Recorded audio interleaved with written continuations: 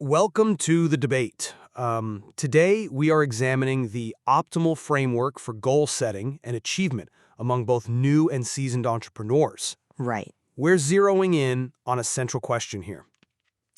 Does entrepreneurial success primarily stem from rigid, evidence-based productivity systems and incremental progress monitoring? Or is it fundamentally driven by adopting grand, overarching visions paired with a high-risk, iterative mindset? Exactly.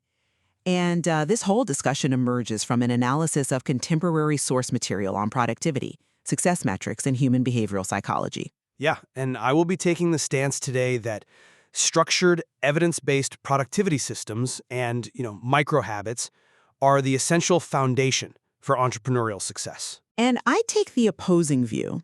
I'm arguing that true success requires an identity-level vision, absolute self-belief, and the relentless iteration that comes from embracing high-risk environments. Let's jump right into the mechanics of this. Most of our audience already knows the baseline statistics, like the Dominican University study showing that simply writing down your goals increases the probability of achieving them by 42%. Mm-hmm. But the real friction happens in the daily operation of a business. The human brain is incredibly efficient at having ideas, but terrible at holding them. To avoid the cognitive overload that ends most entrepreneurial careers before they really begin, you have to offload tasks to robust external systems.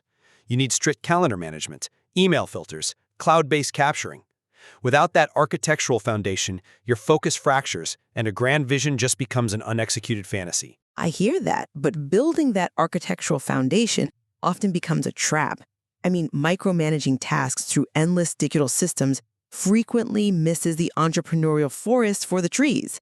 Society is dealing with this epidemic of, low-status people doing meaningful work very efficiently, and that's largely because we mimic a modern education system that prioritizes box-checking and memorization over true experimentation. So you're saying, Let me just finish this thought.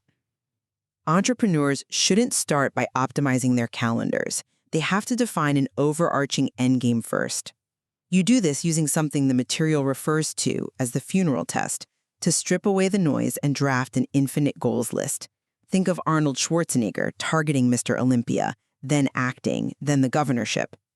Achievement at the highest level requires taking massive risks, especially early on, to earn a master's degree in life. It is not about perfectly organized to-do lists.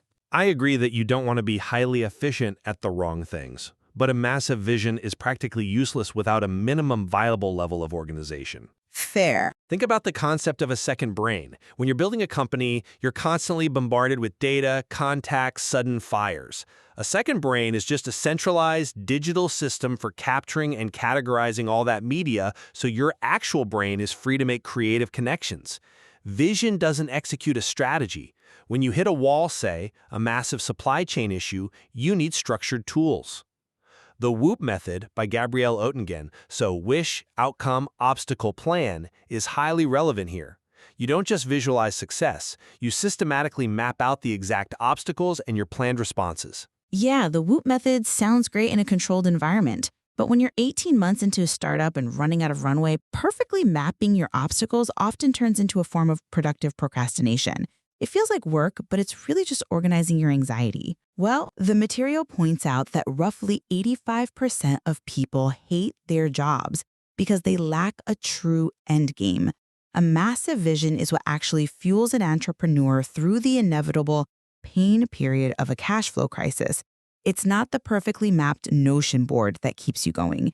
It's the absolute clarity of the end goal that forces you to figure out the obstacle, regardless of whether it was in your original color-coded plan. But that pain period is exactly why you need incrementalism. We know from behavioral psychology that relying purely on massive, distant visions is a recipe for burnout. You need a structured feedback loop. There is a meta-analysis of 138 studies showing that regularly monitoring progress is a definitive metric for goal attainment. Right, but monitoring what? Monitoring the incremental steps. This is where the concept of microcuts and microbulks translates perfectly into business.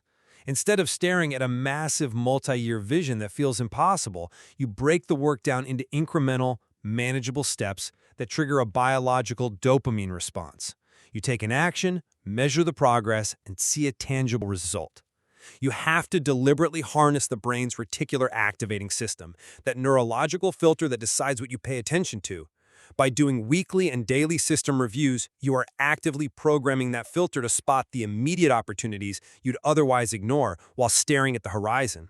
You're relying heavily on the safety of incrementalism, and that is exactly what I'm challenging here. Real entrepreneurial progress requires a willingness to fail spectacularly, not just safely monitor a predictable process.